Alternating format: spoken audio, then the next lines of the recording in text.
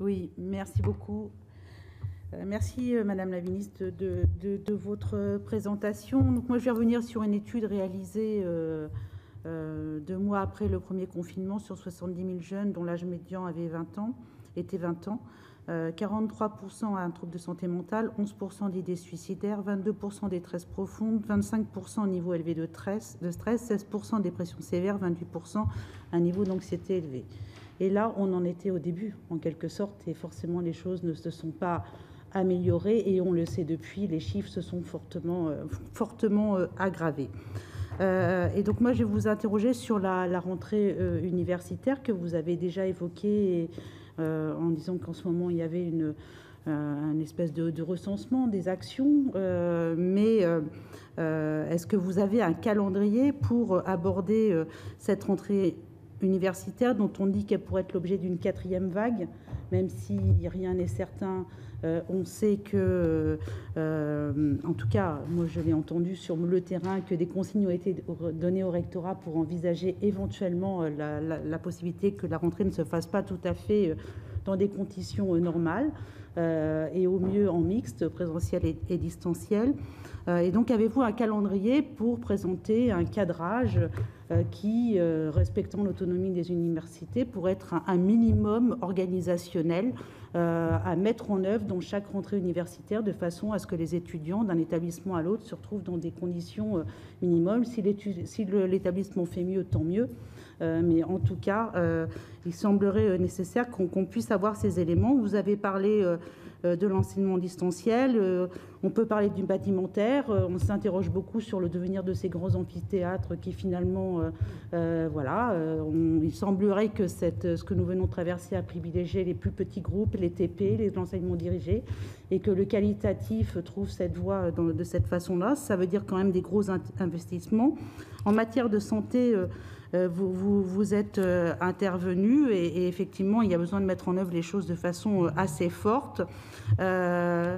Et en matière de santé, vous demandez s'il est prévu une stratégie un peu ferme et structurée en matière d'autotest, de vaccination, de façon à ce que ces deux sujets-là, au cas où, soient envisagés. Puisqu'on est finalement, vous avez parlé du conjoncturel et du structurel. Le conjoncturel pourrait bien être une forme de fonctionnement, certes impromptue, non permanente, mais récurrente, et que donc le conjoncturel pourrait devenir du structurel intermittent.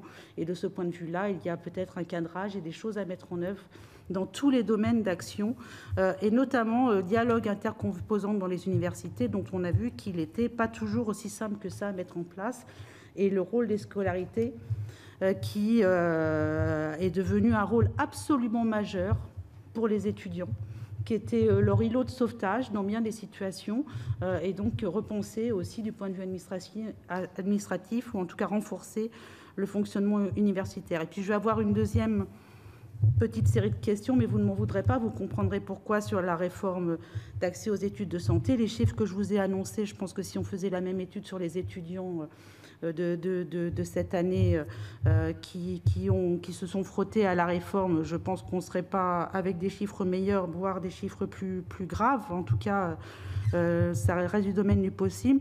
Les annonces ont été faites le 2 juin par le Premier ministre. Le 7 juin, un décret, vous avez répondu hier, a été publié en Conseil d'État.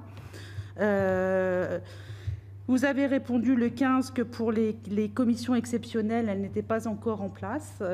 Et donc, on aimerait savoir si une date est prévue pour la publication, parce que je peux vous témoigner d'un certain nombre de dysfonctionnements dans les facs à nouveau. Dans certaines universités, 48 heures avant, ils n'avaient pas reçu les convocations pour les oraux. Dans d'autres, les résultats ont été retirés. Je peux vous citer 5 universités où ça s'est fait. Des retards d'annonces ont été faits dans pas mal d'universités, avec des annonces plutôt fin juillet des résultats. Et les places avant le 30 juin attribuées en LAS 2 n'ont pas été publiées non plus. Donc, clairement, il y a un vrai sujet aigu, et donc ces commissions exceptionnelles, même si elles ne vont pas être la clé de toutes les solutions, étaient quand même, nous en avions chargé d'envisager des redoublements, de neutraliser la chance, la première chance, voire de pouvoir faire un passage exceptionnel en MMOP dans certaines conditions. Et donc, est-ce qu'il y a une date puisque dans un certain nombre d'universités, on répond aux parents et aux étudiants que, faute de consignes, ça ne sera pas mis en place pour le moment. Je vous remercie. Merci beaucoup.